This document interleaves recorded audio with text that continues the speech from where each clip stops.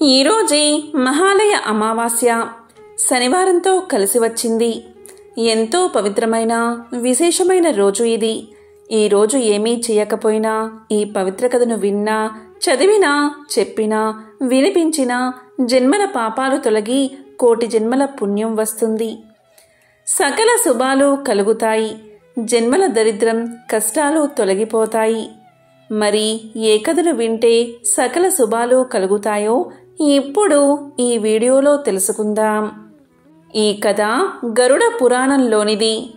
పూర్వం కృతయుగంలో వంగా అను దేశంలో బభ్రు వాహనుడు అనే రాజు ఉండేవాడు. అతనిది విశాలమైన రాజ్యం. సమర్థవంతమైన పరిపాలనతో తన రాజ్యాన్ని శత్రువుల బారిన పడకుండా రక్షిస్తూ ధర్మ మార్గాన పాలన సాగిస్తూ ఉండేవాడు. అతని యుగం కృతయుగం అంటే సత్యయుగం కదా. భూమికి 4 దిక్కులా సత్యమే వర్ధిల్లేది. అలాంటి కాలంలో సత్యానికే పాఠాలు చెప్పే విధంగా పాలన సాగించేవాడు బభ్రు వాహనుడు. బభ్రు వాహనుడు అంటే అర్జునుడి కొడుకు కాదు, కేవలం పేరుకు మాత్రమే బభ్రు వాహనుడు. అతని కాలంలో రోగులు లేరు, పాపాత్ములు లేరు, దొంగలు లేరు, హంతకులు లేరు. అద్భుతమైన పాలన మాత్రమే ఉండేది. ఒకరోజు బభ్రువాహనుడు అడవికి వేటకు బయలుదేరాడు. 100 గుర్రాలపైన స్వారీ చేస్తూ వెంబడి 100 మిత్రులు, వందలాది మంది సైనికులు, వీరందరి అవసరాలు తీర్చే సేవకులు రాజును అనుసరించారు. అద్భుతమైన అట్టహాసం, హడావిడితో వేట కొనసాగింది. ఎన్నో అడవి జంతువులను వేటాడుతూ ఆఖరికి ఒక లేడీపైన బాణం విసిరాడు బభ్రు వాహనుడు. ఆ లేడీ చాలా తిక్కలేడి. అది ఎంతగా గాయపడినా లెక్క చెయ్యక బాణపు వేగంతో పారిపోవడం మొదలుపెట్టింది. ఆ క్షణం రాజు ఒక సాధారణ వేటగాడిలా మారిపోయాడు. తన వెంట మిత్రులు ఉన్నారని, పరివారం ఉందని మరచిపోయి తప్పించుకోబోతున్న లేడి వెంటపడి తాను కూడా వేగంగా పరిగెత్తాడు. చివరికి అడవిలో ఒంటరిగా మిగిలిపోయాడు. కానీ ఎలాగోలాగా లేడిని పట్టుకోగలిగాడు. అయితే అందుకోసం చాలా సమయాన్ని కేటాయించాల్సి వచ్చింది. లేడి వెంట పరుగులు తీస్తున్నంతసేపు అతనికి ఆకలి దప్పికలు అర్థం కాలేదు. కానీ లేడి చిక్కి లక్ష్యం పూర్తి కాగానే అతని ఆకలి దప్పికలు చుట్టుముట్టాయి. అంతసేపు లేడి కొరకు వేటాడిన రాజు ఆకలి దాహాలను తీర్చుకోవడం కోసం వెతుకులాట మొదలుపెట్టాడు. అదృష్టవశాత్తు అక్కడికి సమీపంలోనే ఒక సరస్సు కనబడింది. అందులో ముందుగా స్నానం చేసి తరువాత నీరు తాగి ఒడ్డున ఉన్న ఒక చెట్టు కింద తన పరివారం కోసం ఎదురు చూస్తూ విశ్రాంతి తీసుకోసాగాడు. అనుకోకుండానే రాజుకు నిద్ర ముంచుకు వచ్చి కనులు మూతపడసాగాయి. ఈలోగా సమీపంలో కలకలం వినబడింది. రాజు కలవరపడుతూ కళ్ళు తెరిచి చూశాడు. అతనికి సమీపంగా ఎదురుగా 100 ప్రేతాలతో కలిసి ప్రేత వాహనుడు అనే పేరుగల ప్రేతరాజు అక్కడికి వచ్చాడు. ప్రేతాలంటికి ఎముకలకు బిగుతుగా చర్మాన్ని అతికించినట్లుగా ఉన్నాయి. ఎక్కడా కూడా అంగుళం మందం మాంసమైనా లేదు. వాటి ఆకారాలు భయం గొలిపేలా ఉన్నాయి. ప్రేతాలు హఠాత్తుగా కనబడితే ఎవరికైనా భయం కలుగుతుంది. కానీ అక్కడ ఉన్నది యుద్ధరంగంలో పరాక్రమాన్ని ప్రదర్శించే బభ్రువాహన మహారాజు. అందువల్ల ముందుగా కొంచెం కలవరం కలిగిన వెంటనే తన విల్లును అందుకుని ప్రేతాలపైకి ఎక్కుపెట్టాడు మహారాజు. కానీ బాణం వదలకుండా వారితో ఇలా అన్నాడు: ఎవరు మీరంతా? ఇంత భయంకరంగా ఉన్నారు. ఎక్కడ్నుంచి వచ్చారు? మీ శరీర ఆకృతులు ఇంత వికృతంగా ఉన్నాయేమిటి అని అడిగాడు. అప్పుడు ప్రేతాల నాయకుడైన ప్రేత వాహనుడు రాజుతో ఇలా పలికాడు: మహారాజా, మీ దర్శన భాగ్యం వల్ల మాలో ప్రేతభావం నశించిపోయింది. మాకు ఉత్తమ గతులు ఇక లభించే తీరతాయి అన్నాడు. ప్రేత వాహనుడి మాటలు రాజుకు అర్థం కాలేదు. అదే విషయం రాజు ఇలా అన్నాడు: ఓ ప్రేతమా, నువ్వేమి మాట్లాడుతున్నావు? నాకు అర్థం కావడం లేదు. నాకు అర్థమయ్యేలా చెప్పు అన్నాడు. దానికి ప్రేతవాహనుడు ఇలా పలికాడు, రాజా, ఈ ప్రేతాలన్నీ ఒకప్పుడు మనుషులే, కానీ చేసుకున్న పాపాల వల్ల ప్రేతాలుగా మారిపోయాయి. ఎవరికైతే అగ్ని సంస్కారం, శ్రాద్ధం, తర్పణం జరగవో వారంతా ప్రేతాలై తిరుగుతారు. అంతేకాదు, నమ్మక ద్రోహులు, పాపాలకు ప్రాయశ్చిత్తం చేసుకోనివారు, తాగుబోతులు, దొంగతనం చేసేవారు, ఈర్ష, అసూయ, ద్వేషాలతో కాలం గడిపేవారు, గురుపత్నిని చరిచినవారు, ఒకరి ఆస్తిని అన్యాయంగా లాక్కున్నవారు, పరుల సొమ్ముకు ఆశపడిన వారు మొదలైన తప్పుడు పనులు చేసేవారంతా ప్రేతాలుగా మారతారు. మేమంతా ఇలా వచ్చిన వారమే. రాజా, మాకు తిండి దొరకదు, నీరు దొరకదు. దీంతో మేము ఆకలి దప్పికతో అలమటించిపోతూ ఉంటాం. మాకు ఎవరు శ్రాద్ధం కానీ పిండం కానీ పెట్టరు. అందుకే మేము ఇలా మిగిలిపోయాము. ఇలా మిగిలిపోయిన వారికి రాజే అపరక్రియలు జరపాలి. అలా జరపడం వల్ల మేము ప్రేత రూపం నుండి విముక్తి పొందుతాం. అలాగే మీరు కూడా గొప్ప పుణ్యాన్ని సంపాదించుకుంటారు. రాజా, బతికి ఉన్నంతసేపు వీరు నావారు, వీరు నావారు అనుకుంటాం. కానీ చివరకు ఎవరూ ఉండరు. కొడుకులు, భార్య, వీరు మన అవసరం కోసం, మన స్వార్థం కొరకు మన వల్ల పుట్టుకు వచ్చిన వారే. మనం వారి అవసరం తీర్చినంతకాలం వారి చేత గౌరవించబడతాము. తరువాత మన అవసరం ఉండదు. అప్పుడు వారి నుండి గౌరవం లభించదు. మనిషి చచ్చాక ధనం ఇంటి దగ్గరే ఉండిపోతుంది. బంధువులు శ్మశానం దగ్గర విడిపోతారు. శరీరం కాష్టం దగ్గర విడిపోతుంది. ఇక విడిపోయాక పరలోకం దాకా వచ్చేవి పాప పుణ్యాలే అని చెప్పాడు ప్రేత వాహనుడు. అప్పుడు బబ్రు వాహనుడు ఇలా పలికాడు, ఓ ప్రేతవాహన, చాలా తెలిసినవాడిలా మాట్లాడుతున్నావు. ఇంతకీ నీవు ఎవరు? నీవు మనిషిగా ఉన్నప్పుడు నీవు ఎవరు అని అడిగాడు. దానికి ప్రేతవాహనుడు ఇలా సమాధానం చెప్పాడు, ఓ రాజా, ప్రేతంగా మారడానికి ముందు నేను ఒక ధనికుడైన వైశ్యుణ్ణి. పేరు దేవదత్తుడు. నేను సన్మార్గంలో నడిచాను, దేవతారాధన చేశాను, తీర్థయాత్రలు తిరిగాను, దాన ధర్మాలు కూడా చేశాను. కానీ నాకు అపరకర్మలు చేయడానికి మాత్రం ఎవరూ లేకుండా పోయారు. అందుకనే ఇలా ప్రేతానై తిరుగుతున్నాను. రాజా, ఒక దేశపు రాజు అన్ని వర్ణాల వారికి, అన్ని కులాల వారికి బంధువులు అవుతాడని శాస్త్రాలు చెబుతున్నాయి. అందుకని నీవు మా అందరి కోసం అపర కర్మలు చేసి మాకు ముక్తిని కలిగించు అని చెప్పి తన వద్ద ఉన్న ఒక మణిని తీసి రాజుకు ఇవ్వబోయాడు ప్రేత వాహనుడు. అందుకు రాజు ఇలా పలికాడు, ఓ ప్రేతవాహన, నేను ఒక రాజుని. ఇతరుల నుండి దానాన్ని స్వీకరించను. మీకు అపరకర్మలు మాత్రం చేస్తాను. కానీ ప్రేతవాహన, నాకిది చెప్పు, మా వంశస్థుల్లో ఎవరైనా ప్రేతదశలోనే ఉండిపోయారా?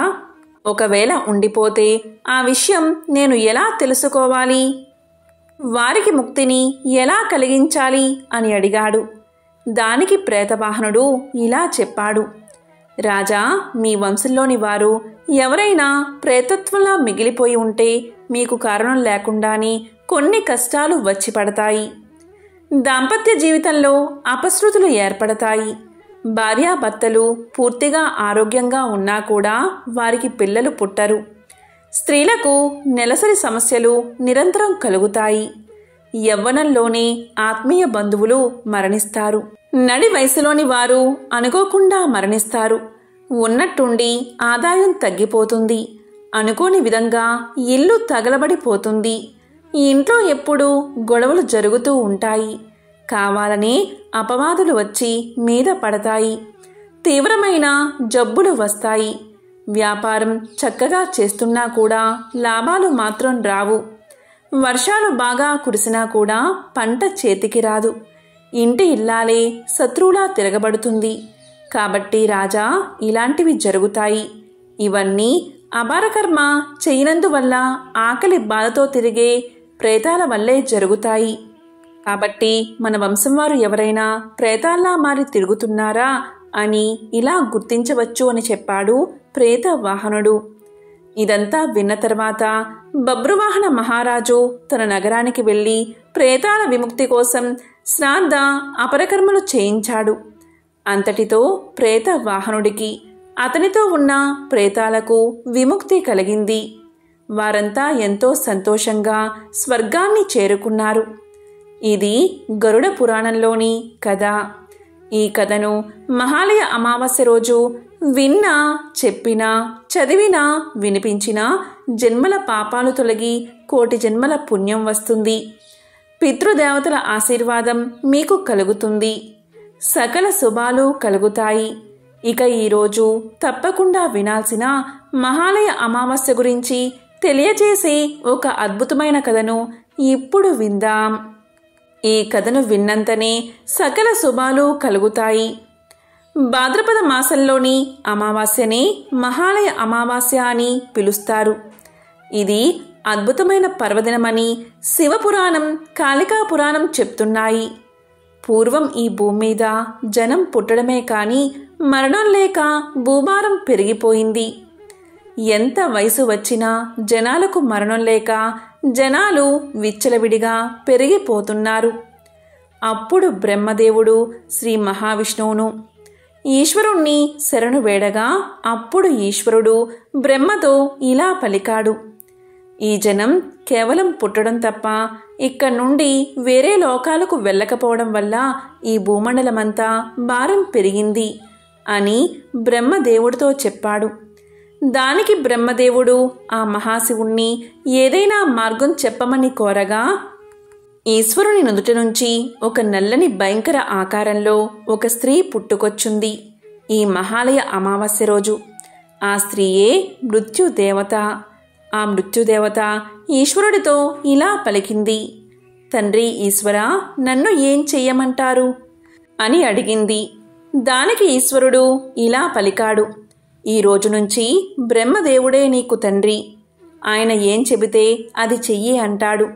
అప్పుడు బ్రహ్మదేవుడు ఆమెను తన పుత్రికగా స్వీకరించి ఆమెతో ఇలా అంటాడు. ఓ మృత్యుదేవత, నా సృష్టిలో చిన్న పొరపాటు జరిగింది. జనాన్ని నేను పుట్టిస్తున్నాను, కానీ చంపడం లేదు. ఈ రోజు నుంచి ఆ జనాల్ని నువ్వు సంహరించు. వారు ఎంతకాలం బతకాలో నేను రాస్తాను. అలా ఆయువు తీరగానే వారి ప్రాణం నువ్వు తీసేయి. ఆ ప్రాణం తీసి పాపాలు చేసిన వారిని నరకానికి పంపు, పుణ్యాలు చేసిన వారిని స్వర్గానికి పంపు, ఉత్తములను నా లోకానికి పంపు అని పలకగానే దానికి మృత్యుదేవత ఇలా అంటుంది. ఓ బ్రహ్మదేవుడా, ఈ సంహారం నా వల్ల కాదు. అందరి శాపనార్థాలు నాకు తగులుతాయి. ప్రాణం తీసే ఈ పనిని నేను చెయ్యను అంటుంది. దానికి బ్రహ్మదేవుడు ఇలా అంటాడు. ఓ మృత్యుదేవత, నీకు పాపం అంటనే అంటదు. సృష్టికర్తలైన మేమే నిన్ను ఆజ్ఞాపించాము. ఇదే సృష్టి ధర్మమని పలుకుతాడు. అయినా మృత్యుదేవత వినదు.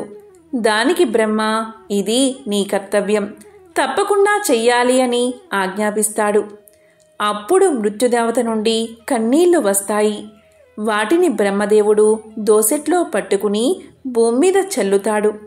అందులో నుండి భయంకరమైన నిమిత్తములు పుట్టుకొస్తాయి. అప్పుడు మృత్యుదేవతతో బ్రహ్మ ఇలా పలుకుతాడు.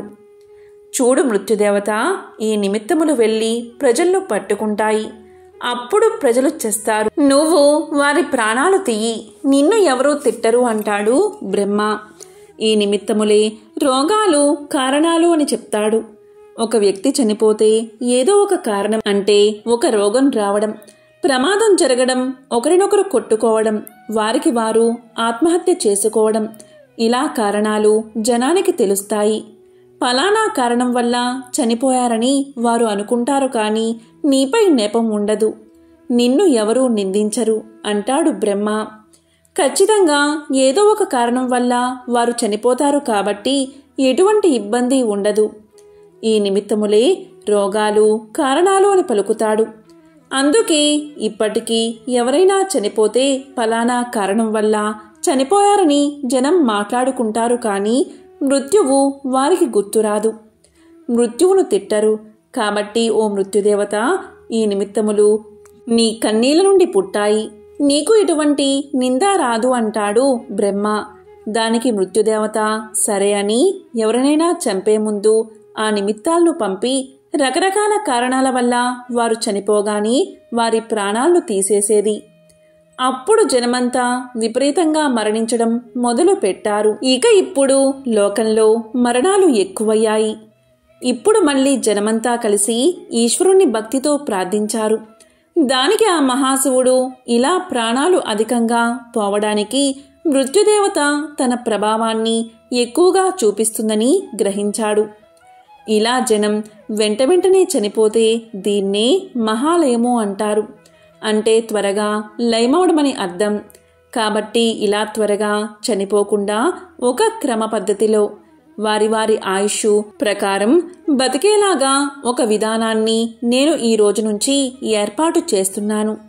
ఈ రోజు అంటే భాద్రపద మాసంలోని అమావాస్య రోజు, అంటే మహాలయ అమావాస్య రోజు ఈ వ్రతాన్ని ఆచరిస్తే వారి యొక్క అపమృత్యు దోషాలు తొలగి దీర్ఘకాలం ఆయురారోగ్యాలతో జీవిస్తారని ఈశ్వరుడు మహాలయ అమావాస్య వ్రతం గురించి తెలియజేశాడు.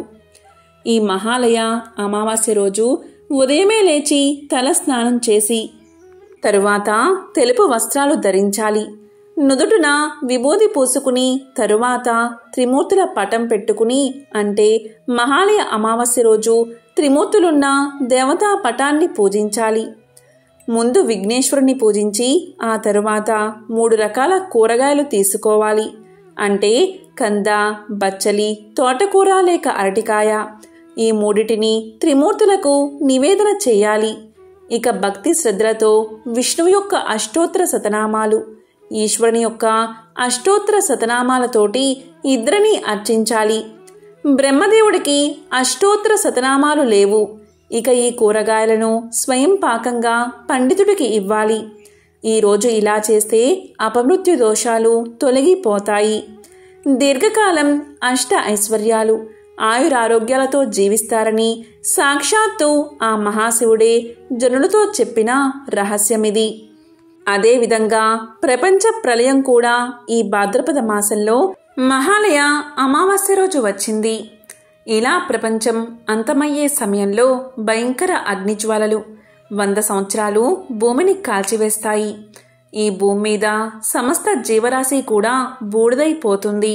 అప్పుడు మళ్ళీ 100 సంవత్సరాలు ఏకదాటిగా వర్షం కురుస్తుంది. ఆ జల ప్రళయంలో లోకమంతా కొట్టుకుపోతుంది. దీనికే మహాలయము అనే పేరు. కాబట్టి ఎవరైతే మహాలయ అమావాస్య రోజు ఈశ్వరుణ్ణి భక్తి శ్రద్ధలతో పూజిస్తే 100 సంవత్సరాలు అగ్నిలో కాలకుండా, 100 సంవత్సరాలు వర్షంలో కొట్టుకుపోకుండా ఈశ్వరుడి దగ్గరకు శరీరంతో కానీ లేదా ఆత్మతో కానీ చేరుకుంటాం. మళ్ళీ సృష్టి మొదలయ్యేదాకా ఆ మహాశివుడి దగ్గరే ఉంటాం. అందుకే మహాలయ అమావాస్య ఎంతో గొప్పది. కాబట్టి మహాలయంలో నాశనం కాకుండా ఉండాలంటే ఈ మహాలయ అమావాస్య రోజు ఇప్పుడు చెప్పిన విధంగా ఎవరైతే చేస్తారో వారు నిండు నూరేళ్లు జీవించడంతో పాటు శివ సాయుధ్యాన్ని పొందుతారు. కాబట్టి ఈ మహాలయ అమావాస్య రోజు త్రిమూర్తులను భక్తితో పూజించండి, సకల శుభాలను పొందండి. ఇది మహాశివుడు చెప్పిన పరమ రహస్యం. ఎంతో పవిత్రమైన విశేషమైన ఈ కథను ఈరోజు విన్నా, చదివినా, చెప్పినా, వినిపించినా సకల శుభాలు కలుగుతాయి. జన్మల దోషాలు తొలగి కోటి జన్మల పుణ్యం వస్తుంది. ఓం నమః శివాయ. ఓం నమో నారాయణాయ.